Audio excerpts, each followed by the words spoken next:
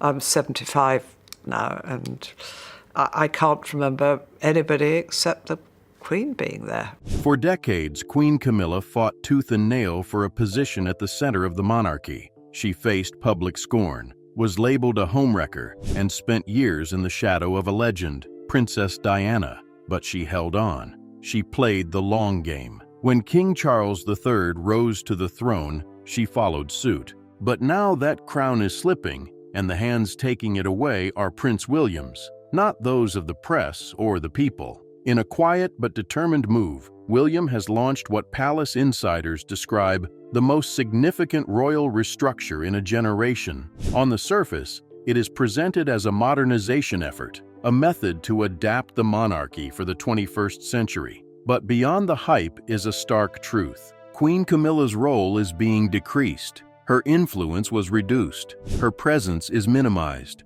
The official statement released by Kensington Palace was full of diplomatic language, streamlining, realignment of duties, greater efficiency. But it didn't take long for royal watchers to notice the real story. Camilla had been written out of key state functions, stripped of several long-standing patronages, and removed from the schedule of high-profile upcoming events. And she was not notified in advance. According to sources inside Clarence house, Camilla learnt about the demotion in the same way that the general public did, through a press release. Staff members described her reaction as volcanic. According to one courtier, she exclaimed, "After everything I've done, he does this?" The he, of course, is Prince William. This was more than just a timetable change. This was a statement of intention. William, the future king and the ultimate power broker inside the palace, is restructuring the monarchy to reflect a tighter, younger image.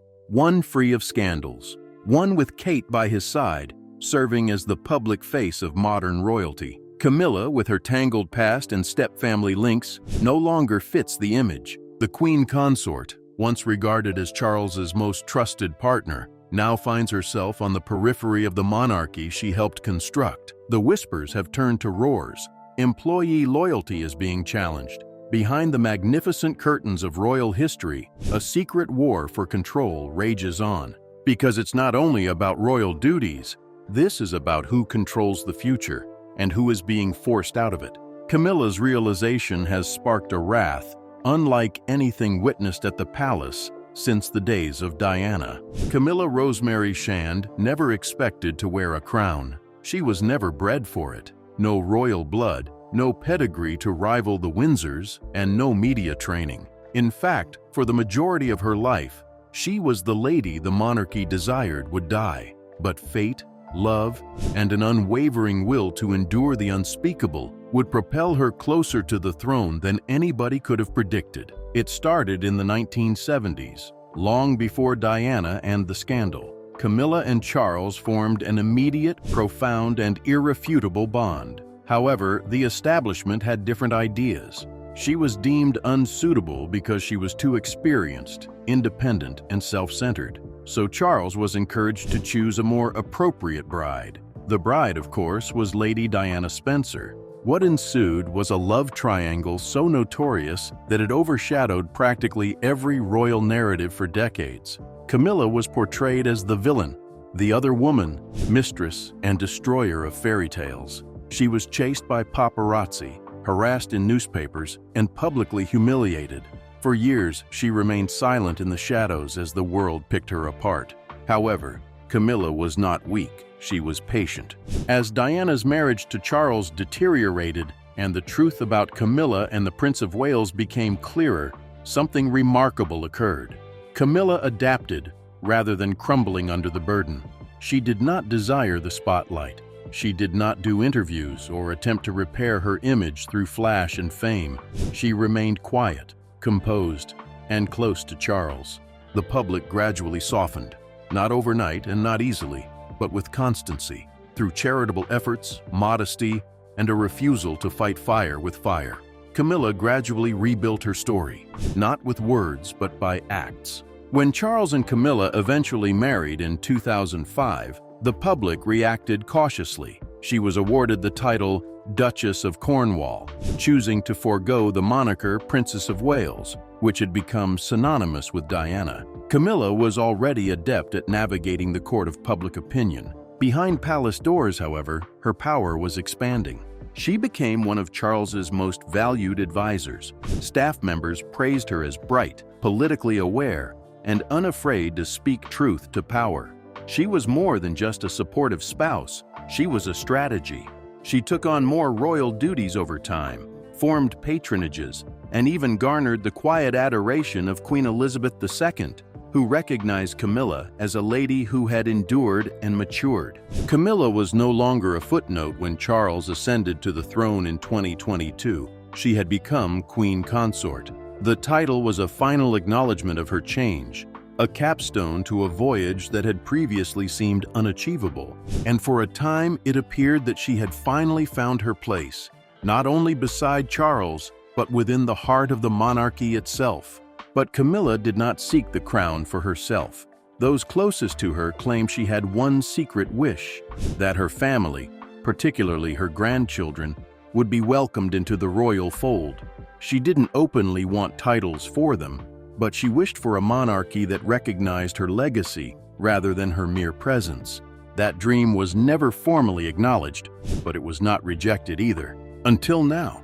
Camilla is facing a reorganization she never expected, with William taking on a more dominating role, especially as Charles's health and stamina dwindle, one in which she is no longer involved with the inner workings, where her influence is dwindling. The future she thought she helped create is being redesigned without her. Camilla sees this as more than just a professional demotion. It's a personal failure. Decades of quiet endurance, sacrifice, and survival are now being overlooked in the name of progress. William isn't merely altering the monarchy for the future. He is creating a line between the past and the future. And for the Queen Consort, that line has placed her on the wrong side of history. It began with a document. On the surface, it appeared innocuous, a simple internal schedule draft distributed quietly to senior royal staff. However, those who knew the monarchy's inner workings saw it as a pattern for the future, a future in which Prince William was not just waiting for the crown, but also shaping the throne beneath it. The memo included a months-long strategy for a comprehensive restructure of royal functions. Officially, it was described as a modernization effort. However, insiders knew exactly what it was: a power consolidation. King Charles had become increasingly weary. His public appearances were becoming increasingly selective. The responsibility for day-to-day royal operations was progressively shifting to William, who had proven himself not just popular with the public, but also increasingly strategic behind the scenes. Whereas his father relied on loyalty and tradition, William introduced order, efficiency, and boundaries. The new organization reduced the number of working royals by half. Minor cousins, extended relatives, and symbolic roles with little purpose were all eliminated. The focus shifted significantly inward towards the House of Wales. William, Kate, they have 3 children, the future. And when the royal circle shrank, Camilla's role was gradually and purposefully curtailed. There was no announcement made. There was no confrontation. However, those with keen eyes noted what wasn't there.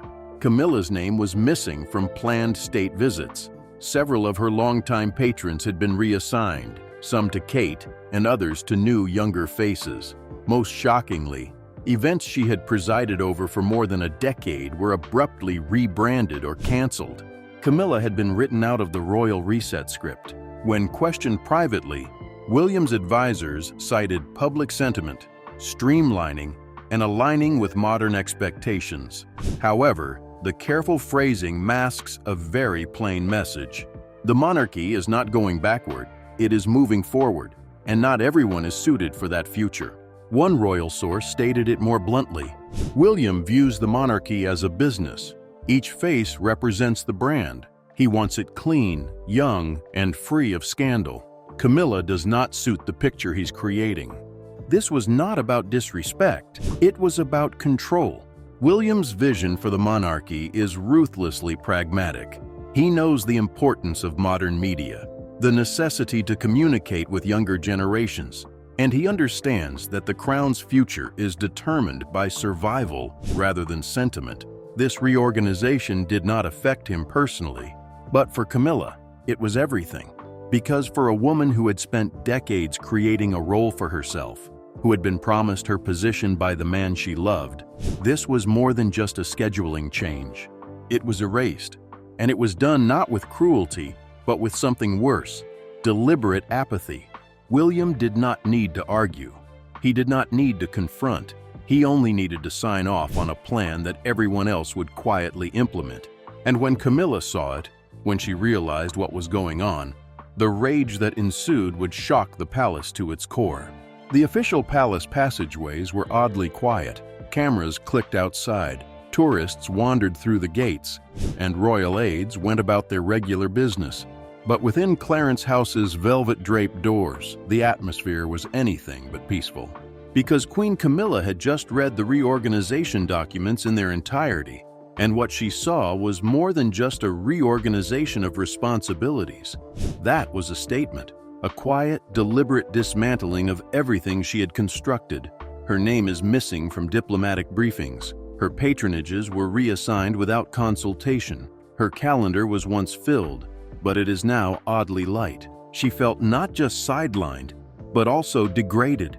By lunchtime, a private audience had been sought. Not with William, not yet, but with King Charles himself. Insiders say what happened next was an unusual and explosive outburst between the monarch and consort, rather than the calm discourse of a seasoned pair. "Did you know about this?" Camilla demanded, holding the documents aloft like they were evidence in a trial. Charles was caught off guard and apparently hesitated. According to sources, he had seen drafts of the proposal and even signed off on some of them, but he did not fully understand the repercussions for his wife. Camilla didn't care if it was genuine or just a convenient royal misdirection. "This is a betrayal," she snarled, her voice quivering with rage. "I stood with you when they spit on my name. They labeled me a witch, so now I'm just dropped?" Charles tried to reason with her, explaining that William was taking on more leadership responsibilities and that the decisions were strategic, not personal. Camilla didn't accept it. She saw William's fingerprints all over it. So, a second meeting was scheduled. Quietly, privately. Only 3 people were in the room: Charles, Camilla, and William. Insiders say the Queen Consort entered the chamber with cold intent. She was not going to plead. She was going to confront. William remained calm and strong while Camilla expressed her displeasure. "You're depriving me of the responsibilities I earned, not inherited, not married into, earned." William did not flinch. He talked softly, yet strongly. "It's about the future, Camilla. The populace wants a monarchy that represents the future generation. I'm preparing for that. It is not about penalizing you. It's about clarity." But Camilla didn't hear the strategy. She heard the dismissal. "You're not king yet," she retorted. "And if you think I'll go quietly, you don't understand me at all." Charles remained largely mute, trapped in the awkward position between wife and son. He was noted to appear pale, weary, and emotionally conflicted. Some aides afterwards muttered that he appeared to have lost control of his own courtroom. The meeting ended without a resolution. No apologies, no reversal of the restructuring. Camilla stormed out first. William left second, unaffected. According to one palace staff member, Charles sat alone in the room for about an hour. "It was the day the throne cracked," they explained. "Not publicly, but behind closed doors, you could feel it. It was no longer about titles or schedules. This was a war for legacy. For Camilla, the struggle had only just begun. While Queen Camilla raged behind palace doors, another royal figure rose gracefully, silently, and with deliberate precision: Catherine, the Princess of Wales. To the public, she was just the future king's loyal wife, a poised and stylish modern mother. But insiders at the palace realized that Kate wasn't merely ascending. She was being positioned. Camilla witnessed it. Camilla had spent years keeping Kate at arm's length. She had witnessed her ascent from commoner to duchess and then princess. always composed and popular, yet never challenging Camilla's position as queen consort. However, this began to change as soon as King Charles gained the throne. With Charles distracted by the demands of his new post and William going deeper into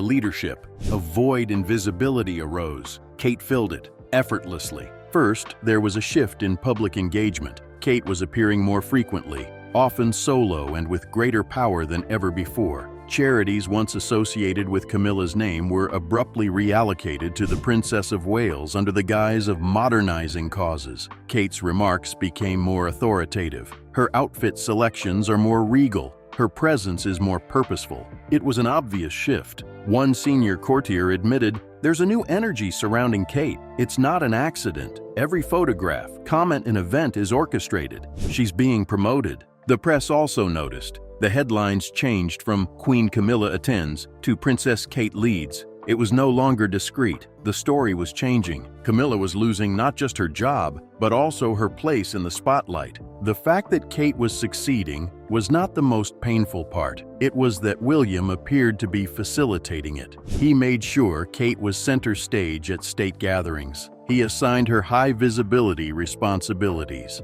Every public move the couple made, from hand-holding to looks during talks, portrayed unity, youth, and strength. To the world, they represented the monarchy's future. Camilla believed they were wiping her from the present. Worse yet were the murmurs, among personnel, aides, and even in the media, that William regarded Kate, not Camilla, as the actual queen-in-waiting, not in the title, but through symbolism, in power, in terms of influence. And perhaps most damning, there were indications that Kate was being groomed not only to stand behind a king, but to embody the monarchy itself. When Charles stepped down, if and when that day came, the public would already envision Kate in the role. Camilla would be a footnote, a vestige from the former. For decades, Queen Camilla fought tooth and nail for a position at the center of the monarchy. She faced public scorn, was labeled a homewrecker, and spent years in the shadow of a legend, Princess Diana. But she held on. She played the long game.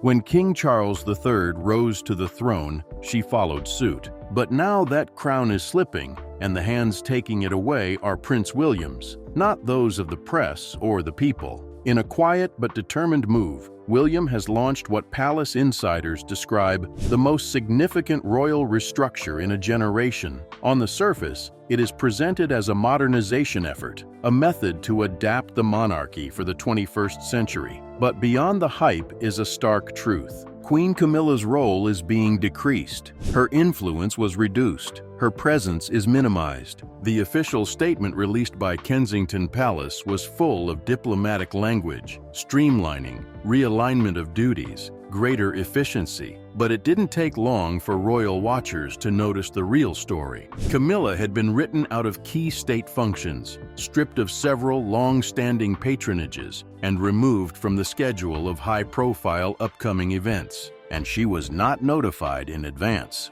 According to sources inside Clarence house, Camilla learnt about the demotion in the same way that the general public did, through a press release. Staff members described her reaction as volcanic. According to one courtier, she exclaimed, "After everything I've done, he does this?" The he, of course, is Prince William. This was more than just a timetable change. This was a statement of intention. William, the future king and the ultimate power broker inside the palace, is restructuring the monarchy to reflect a tighter, younger image. One free of scandals. One with Kate by his side, serving as the public face of modern royalty. Camilla, with her tangled past and step-family links, no longer fits the image. The queen consort, once regarded as Charles's most trusted partner, now finds herself on the periphery of the monarchy she helped construct. The whispers have turned to roars. Employee loyalty is being challenged. Behind the magnificent curtains of royal history, a secret war for control rages on. Because it's not only about royal duties, this is about who controls the future and who is being forced out of it.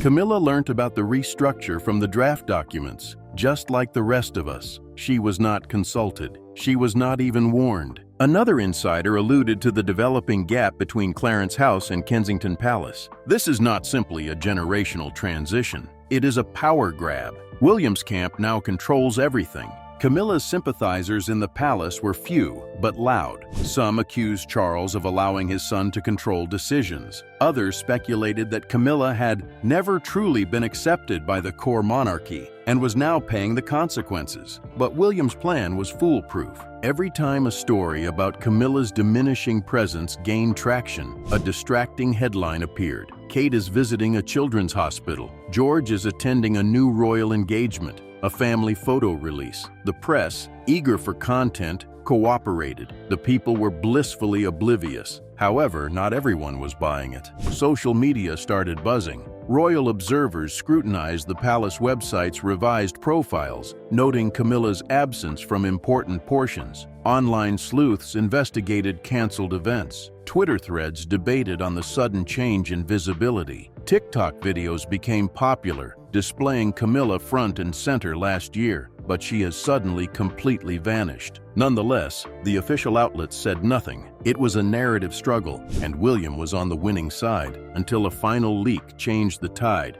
An unidentified palace aide told a major Sunday newspaper that Camilla confronted Charles in tears, wanting to know why she was being excluded from the inner group. The narrative exploded, not because it was sensational, but because it reinforced what many people already suspected. The Queen Consort had not taken a step back. She'd been pushed, and with that, the blackout cracked. Commentators started asking actual questions. Why didn't Camilla attend the state banquet? Why had Kate dominated so many of her appearances? Why had the palace refused to clarify any of this? The royal family, which was so careful to maintain unity, was once again facing rumors of treason. Only this time, Diana wasn't at the center. It was Camilla. In the court of public opinion, the battle for narrative control had only recently begun. Camilla may still wear the crown, but its weight, which previously represented hard-won influence, now feels hollow. The crown, once the symbol of a woman who beat the obstacles, experienced public humiliation, and eventually rose to the apex of the monarchy, now rests on a head that has been gently moved aside. Officially,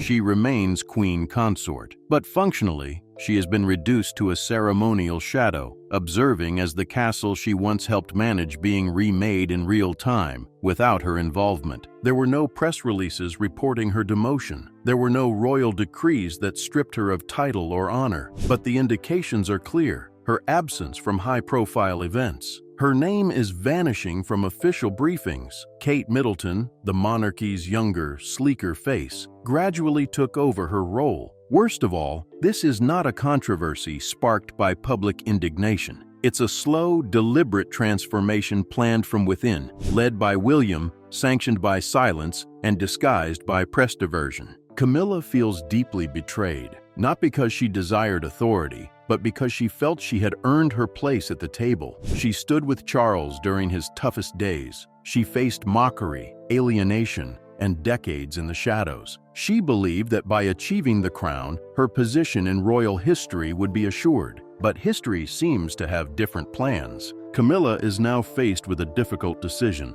Does she remain dignified, dutiful, and increasingly invisible, or will she push back, causing further strain in an already fragile royal dynamic? Those close to her claim she is torn. Behind the royal walls, a tempest is still brewing, one that concerns identification rather than controversy. Because in this new era of monarchy, which is leaner, controlled, and cruelly strategic, allegiance does not protect legacy. It's been superseded by relevancy. Camilla's crown may remain on her head as William's ambition for the House of Windsor moves forward. However, its power has now been transferred to someone else,